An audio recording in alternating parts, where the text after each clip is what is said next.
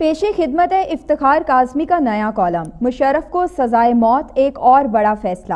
کہنے والے تو کہتے ہیں یہ کوئی کرپشن کا کیس نہیں تھا کہ لمبی چوڑی شہادتوں کی ضرورت پڑتی، سیدھا سادہ کیس تھا کہ آئین توڑا گیا یا نہیں۔ جواب تھا ہاں، آئین توڑنا غداری کے زمرے میں آتا ہے جس کی سزا موت ہے۔ 6 سال 125 سماعتیں، 6 بار عدالتوں کی تشکیلیں، 9 حکومتیں بدلی، جج بدلے، لیکن سابق صدر پرویز مشرف کو خصوصی عدالت نے آئین توڑنے کے جرم میں قائم سنگین غداری کیس میں سزائے موت سنا دی۔ Army chief general Qamar Javed Bajwa کی ایکسٹینشن کے معاملے سے حکومت ابھی نکل نہیں پائی تھی کہ سابق آرمی چیف اور سابق صدر پرویز مشرف کو عدالت نے سنگین غداری کیس میں سزائے موت سنا کر حکومت کو ایک اور بڑے امتحان میں ڈال دیا۔ حکومت اور پاک فوج دونوں نے اس فیصلے پر تحفظات بھی ظاہر کر دیے ہیں اور ہمیشہ عدلیہ کے ساتھ کھڑے رہنے اور ان کے فیصلوں کو قبول کرنے کا بیانیہ کچھ ہلتا ہوا محسوس ہو رہا ہے۔ جنرل مشرف بڑے دبنگ جرنیل اور پروفیشنل سولجر مانے جاتے رہے ہیں، لیکن معاملہ آئین کا ہے، ان کے پاس اپیل کا حق بھی ہے اور موقع بھی کہ وہ غداری کا الزام غلط ثابت کر دیں۔ لیکن وقت نے ایک بات تو ثابت کر دی کہ اس معاملے میں نواز شریف ٹھیک اور سابق صدر غلط تھے۔ نواز شریف مشرف کو اپنی حکومت کا تخت الٹنے پر تو سزا دلا سکے نہیں،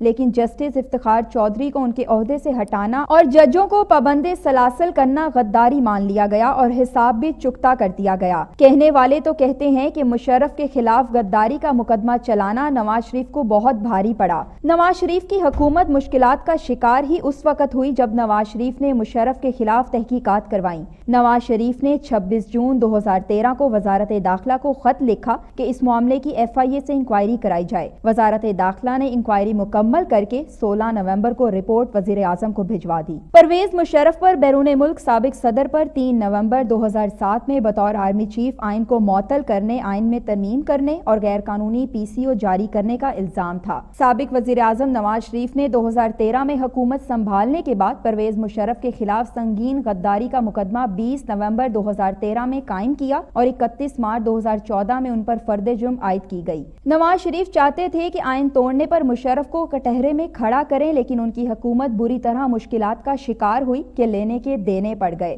نواز شریف کو ان کے قریبی ساتھیوں نے سمجھا بجھا کر ہاتھ نرم رکھنے کا کہا۔ چونکہ حکومت بہت مشکلات میں گھر چکی تھی اور نواز شریف کے خلاف عمران خان اور طاہر القادری کی قیادت میں لوگ سڑکوں پر تھے، تو ان کے لیے مشرف کا کیس چلانا مشکل ہو گیا۔ پرویز مشرف نے کمر درد کا علاج کرانے کے لیے باہر جانے کی درخواست دی۔ 2016 میں عدالت کے حکم پر ایگزٹ کنٹرول لسٹ ECL سے نام نکالے جانے کے بعد وہ ملک سے باہر چلے گئے تھے۔ پرویز مشرف کو اس وقت کے وزیر داخلہ چودھری نثار نے ECL سے نام نکال کر باہر جانے کی اجازت دی۔ خصوصی عدالت 20 نومبر 2013 کو قائم کی گئی، جس نے 31 مارچ 2014 کو پرویز مشرف پر فرد جرم عائد کی اور 19 جون 2016 کو ان کو مفرور قرار دیا۔ 2013 کے بعد خصوصی عدالت کی 6 دفعہ تشکیلیں 9 کی گئی اور ججز بدلتے رہے۔ یہ مقدمہ جسٹس فیصل عرب، جسٹس مظہر عالم میاں خیل اور جسٹس طاہرہ صفدر سمیت 7 ججز نے سنا۔ پرویز مشرف پر 5 فریم چارج کیے گئے۔ سابق صدر پرویز مشرف پر آئین توڑنے، ججز کو نظر بند کرنے، آئین میں غیر قانونی ترمیم کرنے، بطور آرمی چیف آئین معطل کرنے اور غیر آئینی PCO جاری کرنے کا چارج فریم کیا گیا۔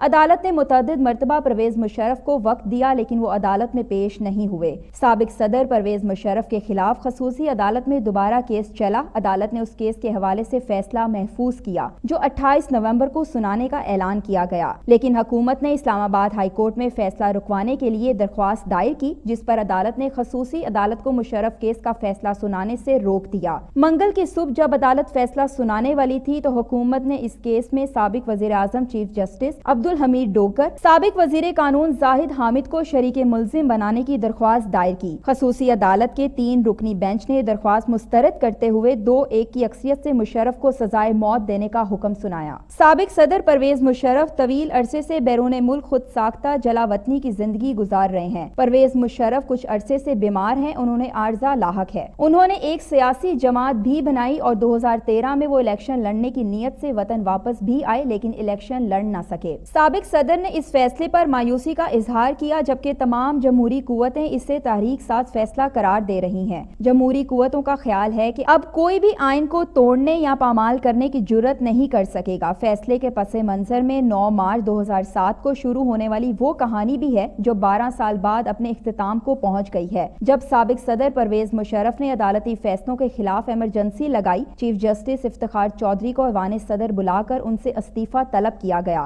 افتخار چودھری نے جنرل مشرف کا حکم ماننے سے انکار کر دیا، جس پر ان کے خلاف سپریم جوڈیشل کونسل میں ریفرنس دائر کر دیا گیا، جس کے بعد عدلیہ بحالی تحریک شروع ہوئی، جس میں سیاسی اور سماجی حلقوں سمیت سبھی نے حصہ لیا۔ پرویز مشرف نے آئین کو معطل کر دیا، ایمرجنسی لگائی، ججوں کو ان کے گھروں میں نظر بند کر دیا، آئین میں ترمیم کر کے پی سی او جاری کیا اور ججوں کو پی سی او کے تحت حلف اٹھوایا گیا۔ وکلا تحریک زور پکڑ گئی۔ نواز شریف اسلام آباد کی طرف لانگ مارچ لے کر نکلے ہی تھے کہ چیف جسٹس افتخار چودھری سمیت پوری عدلیہ بحال ہو گئی۔ پیپلز پارٹی الیکشن جیت کے مخلوط حکومت بنانے میں کامیاب ہو گئی اور مشرف سے وردی اتروانے میں کامیاب رہی۔ پیپلز پارٹی کے دور حکومت میں سابق صدر پرویز مشرف کے خلاف کوئی مقدمہ نہیں چلا، لیکن نواز شریف جب اقتدار میں آئے تو انہوں نے آئین توڑنے کے مرتکب افراد کو عدالت میں لے جانے کا فیصلہ کیا اور یوں مشرف کے خلاف سنگین غداری کیس کی سماعت شروع ہو گئی۔ لیکن اہم بات یہ ہے کہ جنرل مشرف نے 1999 میں نواز شریف کا تخت الٹ دیا تھا۔ یہ مقدمہ اس بغاوت کے نتیجے میں نہیں چلایا گیا بلکہ نومبر 2007 میں لگائی گئی ایمرجنسی کے خلاف قائم کیا گیا۔ ایک سابق فوجی سربراہ پر غداری اور آئین شکنی کا مقدمہ چلانا اپنی جگہ ایک بہت بڑی بات ہے، جس پر فوج کا رد عمل بھی سامنے آ چکا ہے، جس کے مطابق مشرف غدار نہیں ہیں، انہوں نے ملک کی خدمت کی اور اس فیصلے پر غم و غصہ اور اضطراب پایا جاتا ہے۔ انہیں دفاع کا موقع نہیں دیا گیا، خصوصی کورٹ کی تشکیل کے لیے قانونی تقاضے پورے نہیں کیے گئے۔ اٹارنی جنرل انور منصور کے مطابق فیصلہ عجلت میں تحریر کیا گیا۔ عدالت نے اپنا کام کر دیا ہے، اب حکومت کو اس پر پوزیشن لینی ہے کہ وہ اس امتحان سے کیسے نکلتی ہے۔